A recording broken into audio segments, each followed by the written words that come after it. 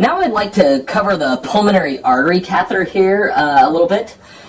Basically, the distal tip of this pulmonary artery catheter is designed to sit in the pulmonary artery so it can actually measure pulmonary artery pressure. In order to get this into a pulmonary artery, you have to start a central line with a central catheter that has an introducer port, and then you're going to insert the Swan through the introducer port and guide it into the pulmonary artery.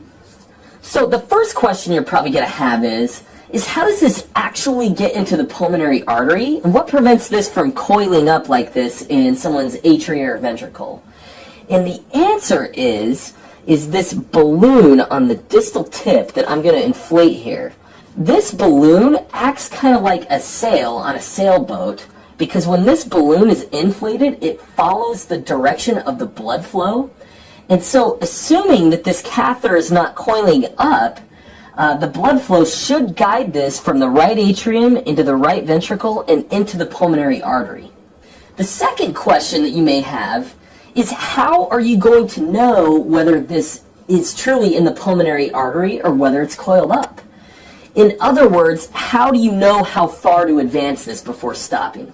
And the answer there is that before starting, you simply just will hook up your Swan Ganz catheter up here to a transducer tubing, and then you're going to have to watch how the waveform changes as the Swan is guided through the heart. Because the right atrium, the right ventricle, and the pulmonary artery each have a distinct waveform.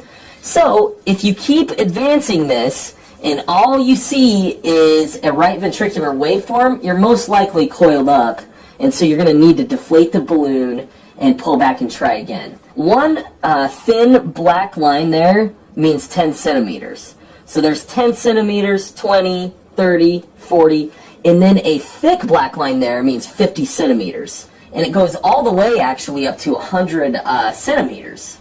The balloon port is this red port. And so if you want to inflate the balloon, you just connect your syringe to this red port and inflate. The yellow port is always called the PA distal port. And what this means is this lumen here goes all the way to the distal tip of this catheter. The connection to this yellow port is you're going to connect transducer tubing, and the purpose of that is you're going to use that to monitor pulmonary artery pressure and wedge pressure. Now let's go to this blue port here. The lumen to this blue port is much more proximal than the distal lumen, so I can demonstrate this by connecting saline here.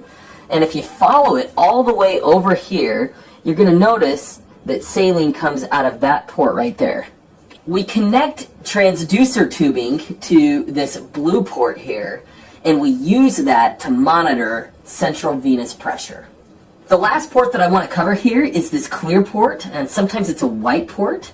And this lumen is also proximal to the distal tip of the catheter, and it is roughly next to the CVP lumen. The purpose of the clear lumen, or the white lumen here, is for the connection of all of your cardiac infusion drugs.